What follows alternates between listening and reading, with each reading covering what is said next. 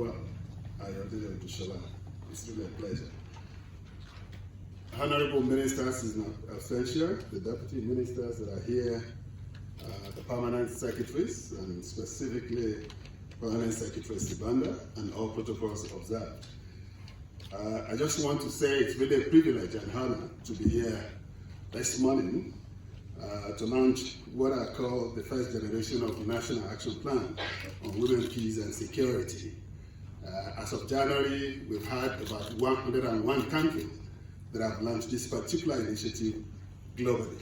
And I'm so pleased and happy to see Zimbabwe joining that particular League of Nations that are celebrating women. And I want to use this opportunity to say it's our time to really celebrate our commitment to the principles outlined in UN Security Council Resolution 1325, which, to me, Deputy Ministers, I think this is really congratulations to all of you and to all of us, because it's a giant stride.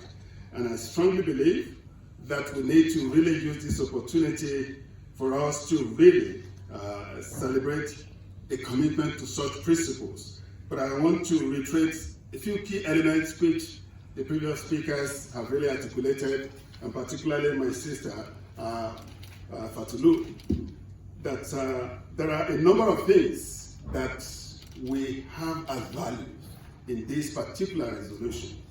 First, the fact that it is able to articulate the disproportionate, unique impact of conflicts on women and girls. It's one thing that we need to really re-echo here, and also it calls us to really try to not only present the gender perspective of every challenges we have, but also particularly when it comes to the issue of conflict, reintegration back into the society, and in post-conflict era. So this is something that is very unique for us, that in whatever we do, in all our places of work, we need to really ensure the gender perspective is put in place. And also the need for us to really ensure that it is a moment for us to really ensure that women's participation not only in peace process, but also in political institutions is an imperative to development management. So, once again, please, we need to really ensure this is one of the things you and I can contribute to the entire process, in making sure that we give adequate place to women in the political participation process. And on this note, it is really very important for us to really anchor what the Brigadier General, the Deputy Minister also mentioned in terms of the 4 pillars of this particular resolution, which hinges on participation, prevention, protection, relief, and recovery, which I think is really very important. We shouldn't be thinking about these 4 pillars on conflict alone, but in promoting social cohesion in our societies, which I strongly believe should build the building block of what we want to achieve in Agenda 2030 as articulated by the government of Zimbabwe in the National Development Strategy 1. And I just want to really re-echo the fact that the National Action Plan as a commitment to a number of things, but allow me to mention 1 or 2 of them. Women participation in political and peace process. 2, protection for what we call sexual and gender-based violence, and also access to justice. These are 3 key elements that we need to really use to operationalize the National Action Plan we're launching today.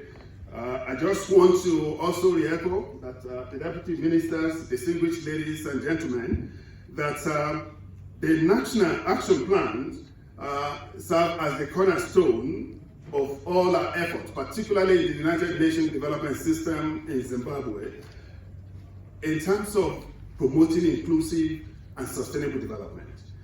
We need to really use this particular instrument we are launching today to promote women's voices, not just to be heard, but to be heard loud and clear.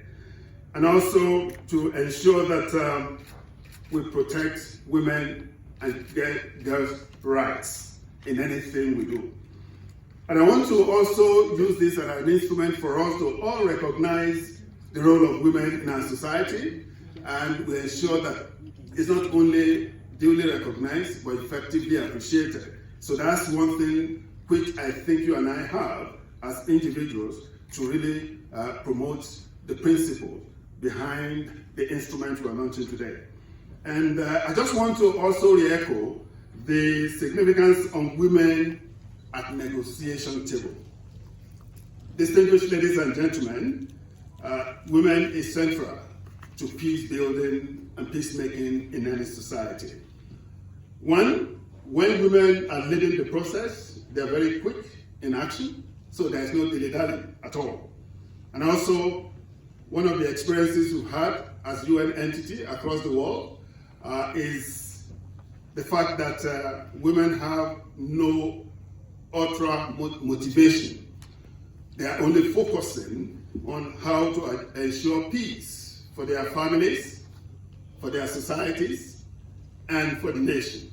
So in this regard, I think it's really opposite for us to really give adequate consideration for women when it comes to issues of peace and development. And I also want to re-echo the fact that this is an important instrument for us to effectively operationalize the United Nations Secretary General's initiative on what we call humanitarian peace development nexus. Without women being placed at the center of it, it will be difficult for us to really achieve this. And I want to also use this opportunity to really reiterate the significance of Zimbabwe's National Action Plan. First, not only in terms of its consultative process, but also its inclusiveness.